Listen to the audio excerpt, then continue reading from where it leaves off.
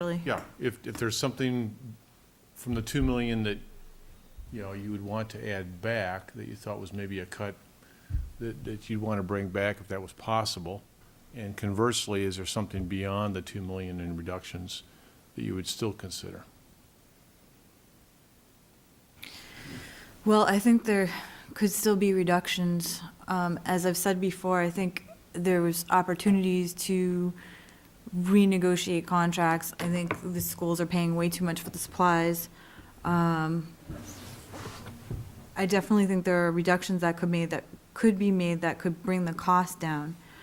As for adding back, the thing that I think makes the school district so strong are the better teachers. And I'd like to see retention of new teachers who are really motivated and really love learning and really get kids excited. I mean, we've had school budget meetings where parents don't show up, they're not excited. I'd like to see more involvement with the parents. I'd like to see a lot of different things happen. As for adding in, I'd like to focus on trying to retain good teachers. I think that's the most important thing, is having the good teachers. As far as what would I select to add back? At this point, this year, I would select nothing. Like truth in lending, I think we need to have truth in budgets here. The school board budget is several $1 million below default. The school board budget as presented by the board is only above last year's budget by the cost of a custodian at the public library and by a lease that we modified. We took some short-term 3-year debt and we modified it and made it an expense item, which was the fiscally responsible thing to do. Because we are voting this year on 2 bargaining agreements, the teachers union and the allied health bargaining unit, I think that it's important that we not add anything in, because I would like to see both of those contracts voted for in the affirmative by the voters. As a matter of fact, I'll ask them for their vote right now. When you go out to the polls, please make sure that you vote for both the teachers union and the allied health union. There was a lot of work done to negotiate a fair contract. Instead of having both COLA and step increases, these contracts have either one or the other, but not both, just as one example of how fair they are. So the reason I wouldn't add it back in is it's important that we pass those contracts this year.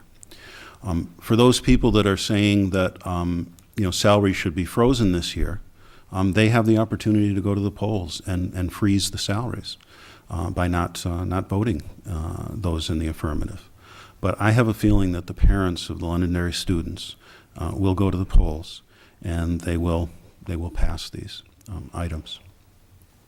As far as what we could cut out or where we could take more items, sure, there's pencils and paper clips and different areas. I'm sure that Nate could get another $300,000 or $400,000 out of the budget, out of different places.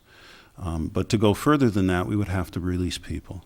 And I think that the fact that we released 33 people this year, or that will be released at the end of the school year, hopefully we can deal with that with attrition or people that retire.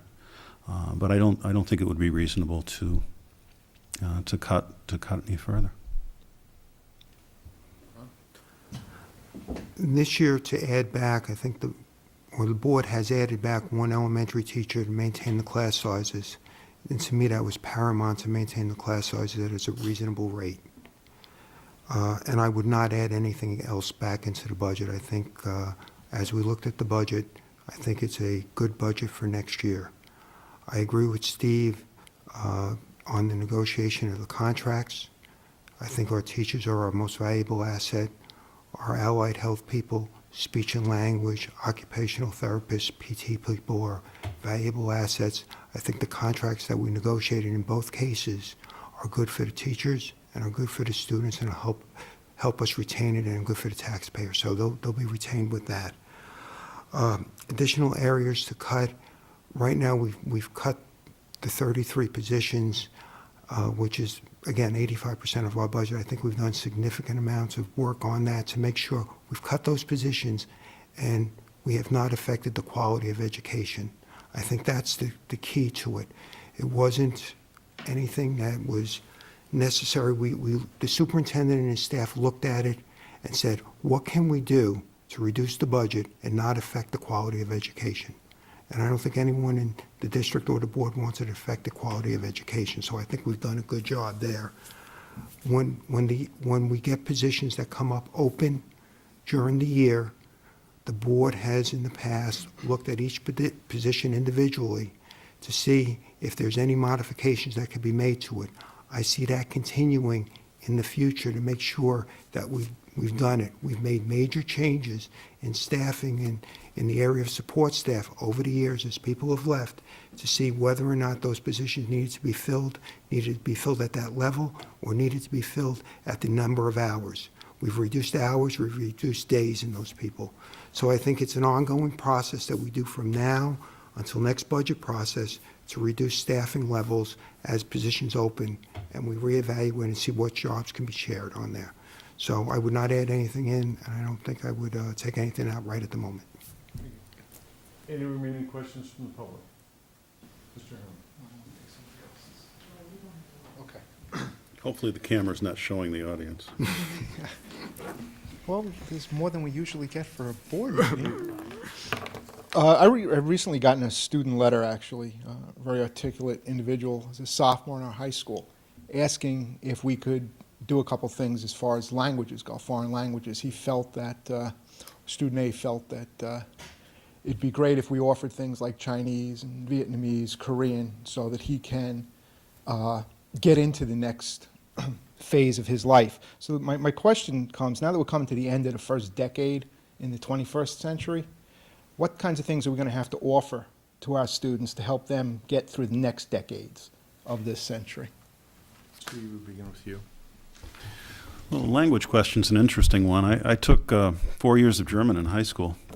Unfortunately, it was the same year 4 times in a row. I never passed it. But I kept trying. For those of you that read the website I work on, the code's actually written in German, so it's a very unusual situation. I hate to say it, I might have been, I'm not going to say which paper because I can't remember, but this morning they were talking about, they're doing the announcements at the middle school, and they're doing them in bilingual format to just prove the fact that Londonderry is not, this vanilla community, that we actually have some diversity in our community. So, the area of languages is certainly simple, one to point at, in particular with our global economy. If anyone's ever tried to buy something or order something, or today I called Comcast because my modem stopped working and I had to select either Spanish or English, and it asked me for Spanish first, which I thought was a little odd, but Spanish would be a great language to be able to communicate in. I've done a lot of work in South America and the Caribbean, and it is a language that's used there, and I think our students would be more valuable if they had that. But probably the biggest item is technology, and making sure that we stay up on the technology. A great example is the cable studio program. We took that and pulled it from Manchester Technology, and that now operates in our building here on the school property over there in the cable access studio with state-of-the-art equipment, and to use their quote, better than that at Channel 9. I think it's great that the students have the chance to use that equipment and to do that type of thing. And the technologies of computer and science and bioengineering, those are going to be, huge areas, and we'll need to stay on the leading edge. But Londonderry always does.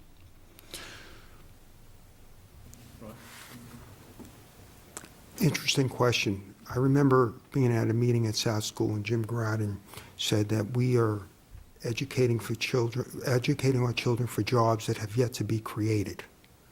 And that's the view that we have to take as a school district. I believe several things that we need to continue is our career pathways that we have at the high school that go into different areas. We've just started engineering, been very successful in there. I think we have to improve and continuously improve math and science areas. I believe as a country and even our school district that we've lagged behind